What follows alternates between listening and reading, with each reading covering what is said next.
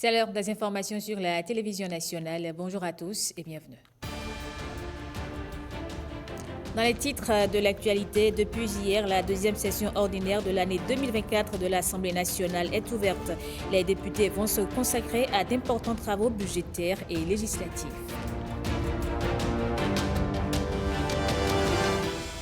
Manipulation de l'information en période électorale à l'ère des médias numériques. Le sujet est au cœur du forum annuel du réseau des compétences électorales francophones qui se tient à Cotonou. L'OIF accompagne les travaux. Et puis les prénoms locaux, on en parle encore. Pour les spécialistes, ils ont cette capacité de connecter l'être à son origine. Vous les écouterez dans le dossier du jour.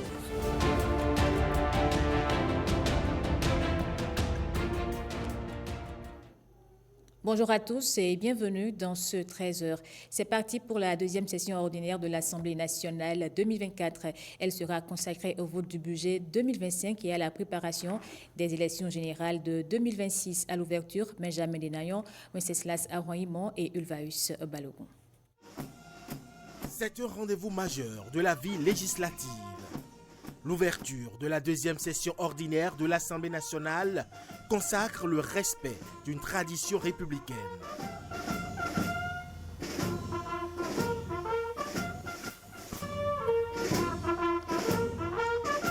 Revue de troupes, salut du drapeau national, suivi de l'hymne national.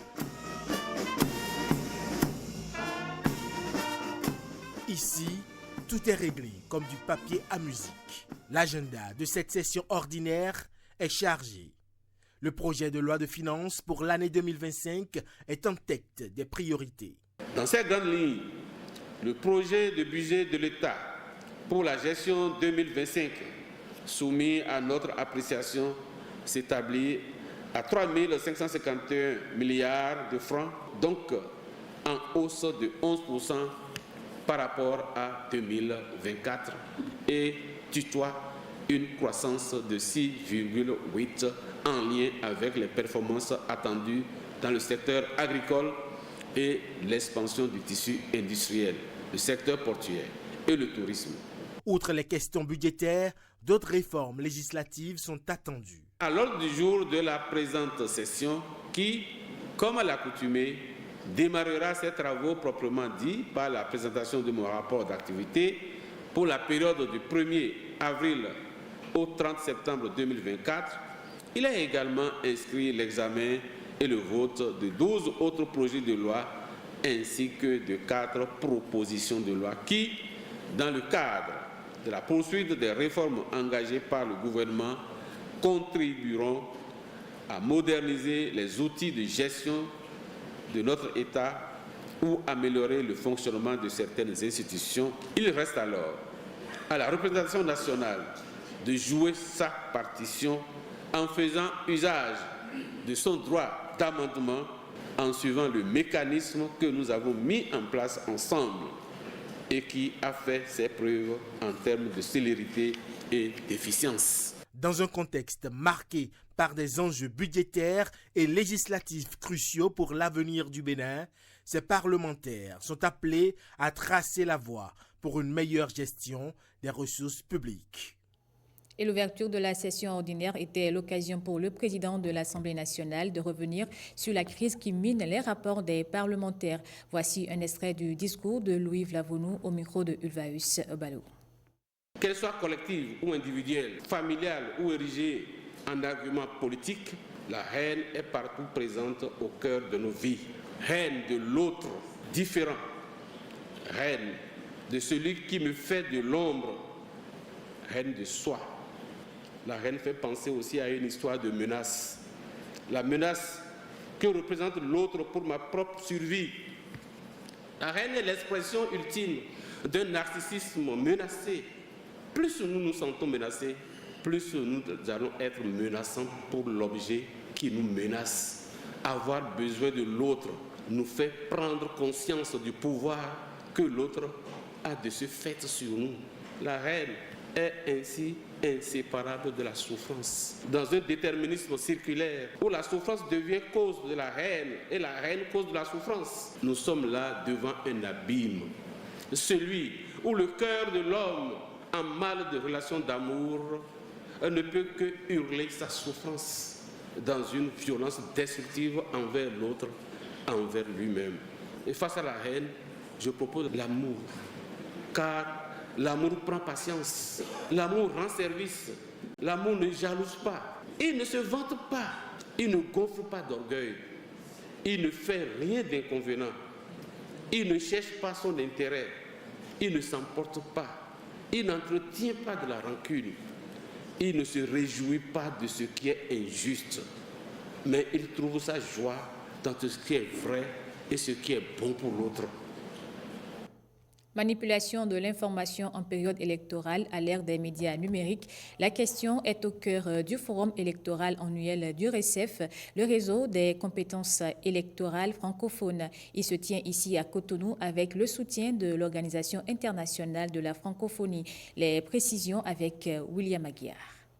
Les réseaux sociaux sont d'efficaces canaux de diffusion d'informations. À la différence des médias traditionnels, ici tout y passe, rumeurs comme propagande, l'information vraie comme la fausse, bref, un boulevard de liberté d'expression avec son lot de désinformation. De potentielles sources de tension, surtout dans un contexte électoral. À Cotonou, les organes de gestion des élections, membres du réseau des compétences électorales francophones, en font une préoccupation. Les élections sont pour nos pays des moments cruciaux de choix et d'expression populaire. Elles sont aussi l'occasion privilégiée de renforcer les valeurs démocratiques et la cohésion sociale. Cependant, notre volonté à organiser des élections libres et équitables est souvent confrontée à de vraies menaces liées en particulier à la diffusion de fausses rumeurs et de manipulation de l'information. Il est important de rappeler ici qu'une élection sur 5 dans le monde est marquée par une forme ou une autre de violence due à la désinformation. Comment prendre des mesures efficaces sans restreindre les droits à la liberté d'expression et au pluralisme des médias?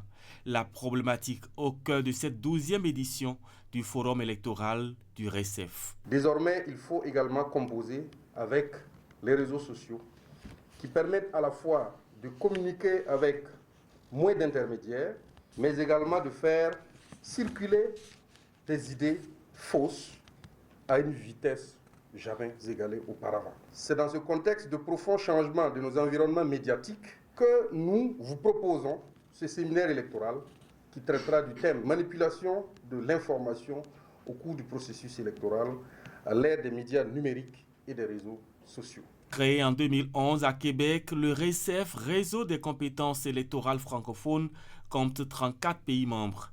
Il travaille à la tenue d'élections libres, transparentes et crédibles à travers les échanges d'expériences et de pratiques électorales positives.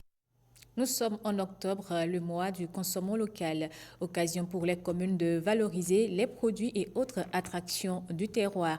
Les départements de l'Ouémé et du Plateau ne restent pas en marge de l'événement. Ils abritent la 5e édition de la foire du consommant local.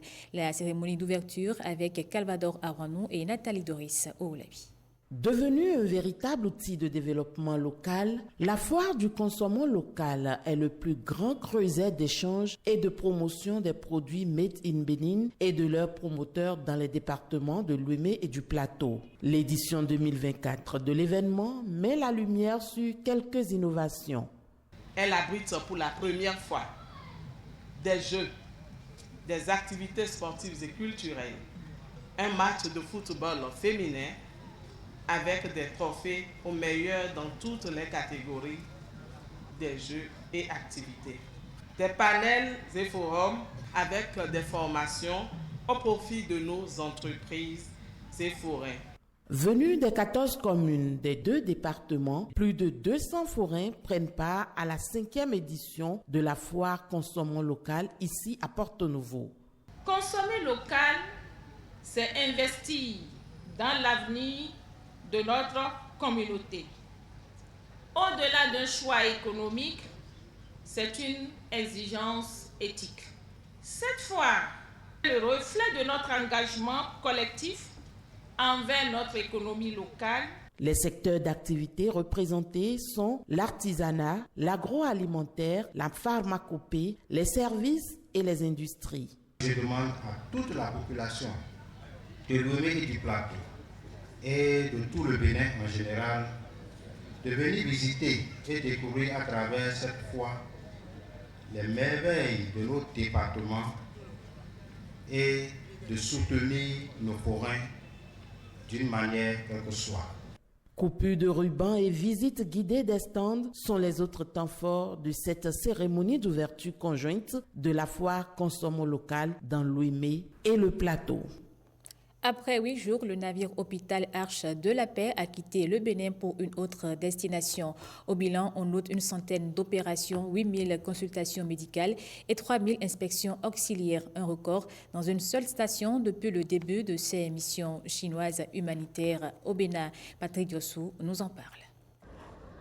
Voici le navire hôpital chinois en train de venir accoster sur un des quais du port de Cotonou au Bénin. Ce jeudi 17 octobre 2024. L'Arche de la Paix jetait ainsi l'ancre en terre béninoise comme 10e destination de sa 10e mission humanitaire avec un objectif bilatéral transcrit blanc sur rouge. Travaillons main dans la main pour un développement commun et une amitié sino-béninoise pérenne. Objectif atteint avec des records certains. C'est un grand succès de visite. Une visite dans la première navire hôpital chinois au Bénin. C'est aussi la première bateau militaire marine en visite au Bénin. Une réussite grâce à notre coopération. Pendant le séjour, qui dure seulement 8 jours, ils ont reçu plus de 8122 consultations, dont 1410 à l'extérieur, à Porto Novo et à l'université Abomey-Calavé. Et ils ont fait 130 cas d'opération à bord. Ils ont battu aussi des records parce que durant cette visite, ils ont fait aussi une opération à distance. À partir de Shanghai, plus de 12 000 km avec la télémédecine, on utilise le robot pour faire l'opération. Passerelle repliée.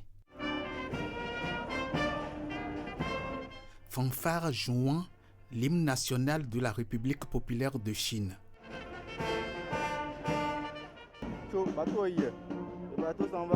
Voilà le navire hôpital chinois en train d'appareiller ce jeudi 24 octobre 2024.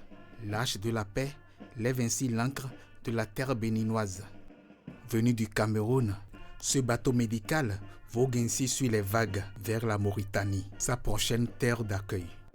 L'Arche de la Paix part donc en paix.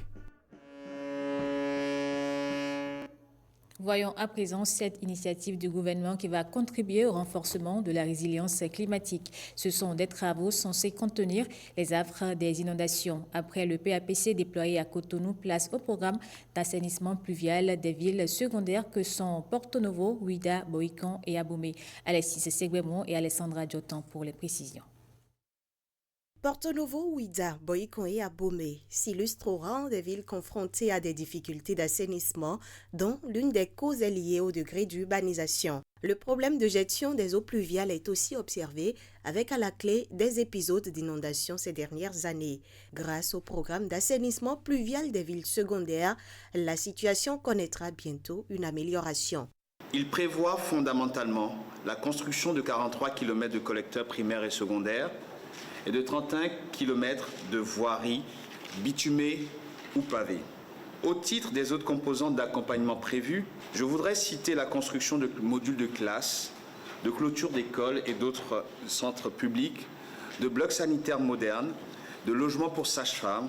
C'est une initiative du gouvernement béninois financée par la Banque africaine de développement pour environ 108 milliards de francs CFA. Grâce au PAPVS, les 4 communes ciblées verront leur capacité à anticiper et à gérer les risques d'inondation renforcés.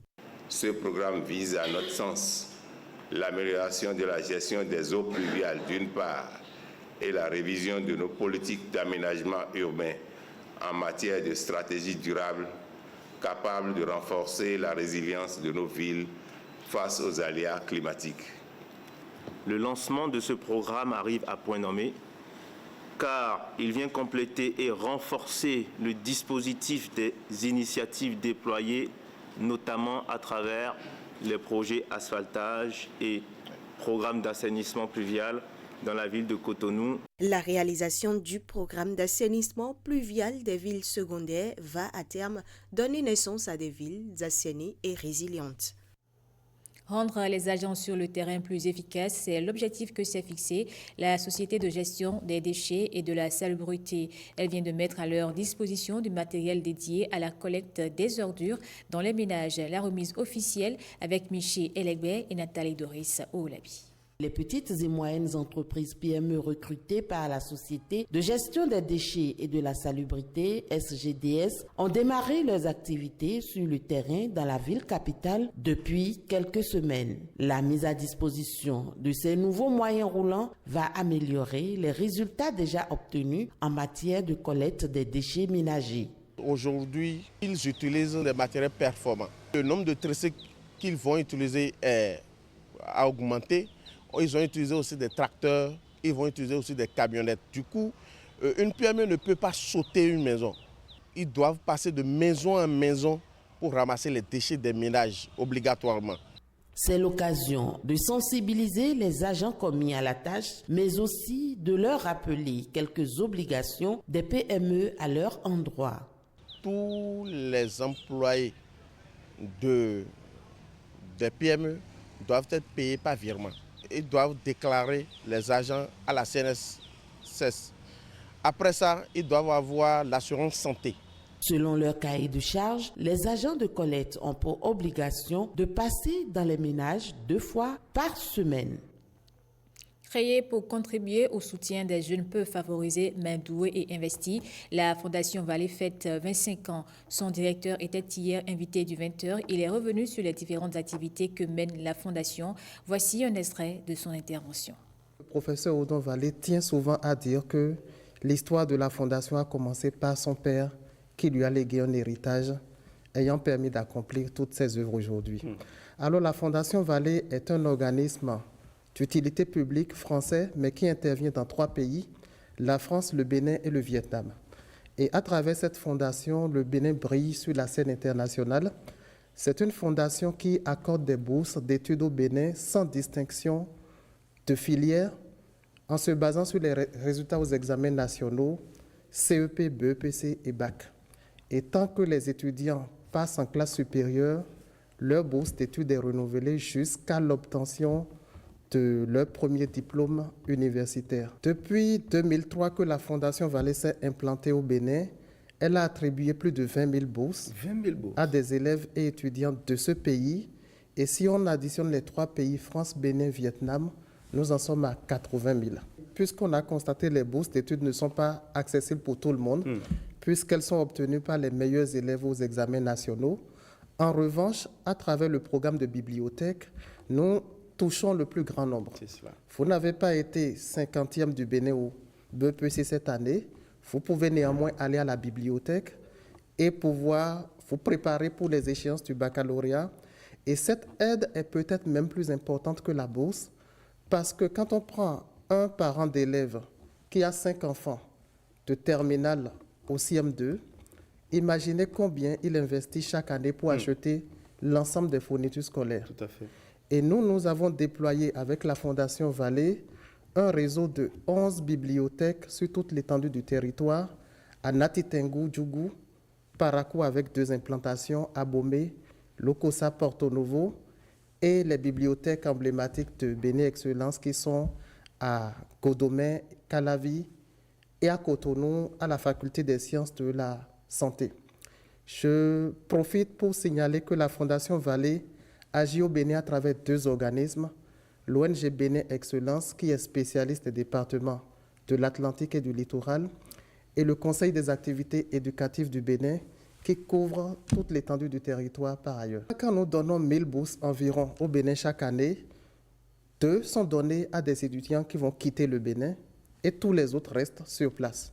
Donc, plus de 99% des étudiants que nous soutenons restent au Bénin. Ceux qui vont à l'étranger font nécessairement les meilleures études possibles dans les pays où ils vont. Nous ne donnons pas une bourse d'études à quelqu'un qui va avoir une profession moyenne pour juste aider sa famille. Nous ne donnons pas la bourse à des individus.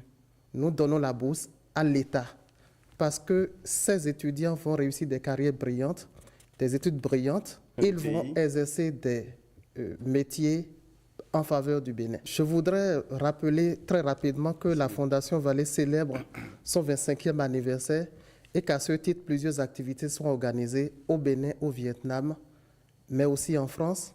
Et à ce titre, le mois d'octobre, en particulier le 26 octobre, c'est la célébration des 25 ans de la Fondation Vallée et tout le monde est invité. Sensibilisation au harcèlement sexuel et autres formes de violence en milieu scolaire au CEG L'Océan, une activité de l'Institut national de la femme. Elle vient marquer la fin de la campagne de sensibilisation des élèves des 24 collèges d'enseignement général du Bénin. L'objectif est d'informer les jeunes sur les dangers du harcèlement. Christelle Tongodo et Ernest Titikou. Le harcèlement scolaire, une réalité inquiétante au Bénin, mais grâce aux 24 sensibilisations menées par l'INF dans les établissements scolaires, la prise de conscience est tangible. Au CEG de l'Océan, les élèves ont manifesté une meilleure compréhension du phénomène et un engagement renouvelé pour lutter contre ce mal en dénonçant leurs bourreaux. J'ai retenu beaucoup de choses, mais en particulier, j'ai retenu que quelle que soit l'influence du personnage qui nous harcèle, nous devons le dénoncer. Et qu'il y a plusieurs moyens, plusieurs sites de dénonciation. Elles sont capables maintenant de dénoncer, parce qu'elles doivent nécessairement dénoncer le harcèlement sexuel pour pouvoir faire reculer ce phénomène qui existe toujours dans notre milieu. Il a empêché ces filles-là d'évoluer. Les élèves désormais mieux informés n'ont pas hésité à poser des questions de compréhension sur leurs droits, à partager leurs expériences, preuve que le message de l'INF a trouvé écho. Nous avons visité tous les départements du Bénin. Nous avons été à Tangueta, à Perere, à Ouessé, à Kandi, un peu partout. Et oui, nous avons vraiment et très sincèrement le sentiment que le message est passé. Il y avait beaucoup de questions, beaucoup de précisions, beaucoup de choses que les élèves ne savaient pas. Lorsqu'une élève vous dit, par exemple, que lorsqu'il y a harcèlement sexuel en milieu scolaire, c'est de la faute de l'élève, eh bien, ça dénote de ce qu'il fallait vraiment faire cette mise au point-là, rappeler les précisions de la loi, surtout que depuis 2021, le consentement ou le présumé consentement d'une élève harcelée ne vaut pas devant les juridictions. Le combat contre le harcèlement se poursuit avec une détermination collective qui laisse entrevoir un avenir meilleur pour les jeunes. La commune d'Akwa-Misrété est sortie vainqueur du concours de théâtre scolaire sur les thématiques du projet SWED Bénin dans le département de l'Ouémé. La phase de sélection qui a mis en compétition 5 communes sur les 9 que compte le département s'est déroulée en présence de Calvador Awanou et Nathalie Doris Oulabi. Mon nom, c'est Franck. Mais toi, tu m'appelles France. Je m'appelle... Enlève le monsieur. Je m'appelle... C'est le CGE Akwa-Misrété qui remporte cette phase départementale du concours de théâtre sur les thèmes du projet SWED Bénin. Je suis heureux d'être désigné meilleur du département de l'Ouémé. Et déjà, les défis qui nous attendent, nous sommes conscients de ça pour pouvoir les relever. Porto Novo, Adjara, Avrankou, Akwa-Misrété et Dangbo sont les 5 communes dont les classes culturelles des collèges sont mises en compétition pour le compte du département de l'Ouémé. Vraiment, nous avons vu des talents exploser. Le CGA Akwa-Misrété va représenter le département de l'Ouémé au plan national. Donc, nous devons vraiment avoir un regard sur cette troupe-là afin que l'Ouémé gagne au plan national. Portée par SWED Bénin et le gouvernement, l'initiative vise la promotion de la protection de la fille sous toutes ses formes. Je suis vraiment satisfaite. Mon regret ici ce soir, c'est que ces différentes troupes ne se sont pas rapprochées de nos structures opérationnelles pour en savoir plus sur le projet SWED, un grand programme de gouvernement d'accord, qui embrasse toute cette thématique-là pour pouvoir mettre la femme pleinement dans ses droits. Ce concours de théâtre, c'est beaucoup plus pour communiquer sur le comportement social et sensibiliser sur les thématiques qui sont les thématiques du Souhait. Comme j'ai l'habitude de le dire, il y en a 3 principalement. Donc il y a le maintien des filles à l'école, il y a les compétences de vie et également il y a l'autonomisation des filles. Et de cette thématique, il en découle des thèmes souvent fréquents où il faut changer le comportement. Le CEG1 Acro-Misrété portera ainsi le flambeau de l'Ouémé à la phase nationale. La même compétition a eu lieu dans le Mono. Sur la base des moyens de prévention et de lutte contre les comportements déviants et les abus sexuels en milieu scolaire, les élèves des classes culturelles ont créé des pièces théâtrales. À terme, le jury a désigné le gagnant, Evariste Zomoron et Samirat Djabimane. Le concours de théâtre à l'étape du Mono sur les thématiques du projet Souhait est remporté par le Collège d'enseignement général de Grand Popo avec le thème « Grossesse non désirée en milieu scolaire ». La deuxième place revient au CEG2 de Lokossa qui s'est intéressé à la scolarisation et au maintien des filles à l'école. C'est le moment de féliciter toutes les troupes qui ont compéti. Parmi les meilleurs, il y a la meilleure des meilleures. Et c'est Grand Popo qui a gagné cette fois-ci. Je dis sincère merci au bailleur du projet Souhait Bénin. Nous voyons donc à travers cette initiative des enfants user des talents qu'ils cultivent à la faveur des classes culturelles pour sensibiliser leurs pères sur la nécessité de faire en sorte que chaque fille qui est scolarisée devienne donc un cadre sur lequel sa nation pourra compter pour aller au développement. D'abord, on est content parce qu'on a gagné, c'est ce qu'on voulait. Ça nous a permis d'avoir beaucoup de connaissances sur comment on va gérer notre vie, comment on va se comporter pour ne pas tomber dans des problèmes comme ce qu'on vient de présenter. Face à des menaces ou à des harcèlements, on doit se rendre au poste de police, informer les dirigeants de comment ça se passe pour pouvoir trouver des solutions. Les comportements déviants et abus sexuels en milieu scolaire représentent un facteur d'abandon pour bon nombre d'élèves au Bénin. Les responsables présents à ce concours souhaitent la pérennisation de l'initiative. La Fédération béninoise de handisport a organisé à Djougou un championnat sous-régional de handi-basket. Thème mobilisateur, inclusion sociale des personnes handicapées par le handi-basket. 5 équipes venues de Cotonou, Parakou et Djougou ont manié avec passion la balle au panier. Jean-Claude James et Yves Agodopessi. New leader de Cotonou savoure fièrement son titre de champion. L'équipe a fait un parcours sans faute. 4 matchs, 4 victoires. Buffle, Galaxy, Lion, avec 2 victoires chacune, occupent la 2e, 3e, 4e place et Wanrou Sessourou la 5e avec 0 victoire. L'idée derrière ce championnat de basketball est l'inclusion sociale des personnes vivant avec un handicap. Le président de la République a tenu la promesse de prendre des mesures d'inclusion pour corriger la discrimination qui a tout le temps frappé donc les personnes handicapées. Le ministre Bernard Dato qui a également nommé pour une première fois dans l'histoire du Bénin un conseiller technique au handisport. Cela veut dire l'importance du handisport dont nous voulons remercier au nom des Paralympiens béninois, remercier le gouvernement et je finirai pour dire aux familles qui continuent de cacher encore les enfants handicapés dans l'arrière-cour que leur vraie place ce n'est pas l'arrière-cour, leur vraie place c'est dans la société. Les athlètes ont retrouvé le sourire, celui de renouer avec leur passion grâce au partenariat fructueux Comité national paralympique, ministère des Sports. Je suis tellement content et comme on le dit, et seul le travail bien fait paie. Je ne peux pas remercier les gens et oublier le président de la fédération et ses coéquipiers aussi. Et nous avons gagné certains matchs, nous avons perdu un match suite à quelques erreurs, mais que nous allons corriger pour le meilleur du basketball en fauteuil roulant. Mes impressions sont d'abord bonnes parce que on ne s'attendait pas à avoir une compétition aussi riche. C'est pour ça que j'apprécie le travail que le CNP a fait en collaboration avec le ministère des Sports. Mon souhait est que ça continue. Après ce rendez-vous de basketball en fauteuil roulant, le président du CNP et son équipe convient le public à Adjoum pour le championnat de para-athlétisme et de goalball.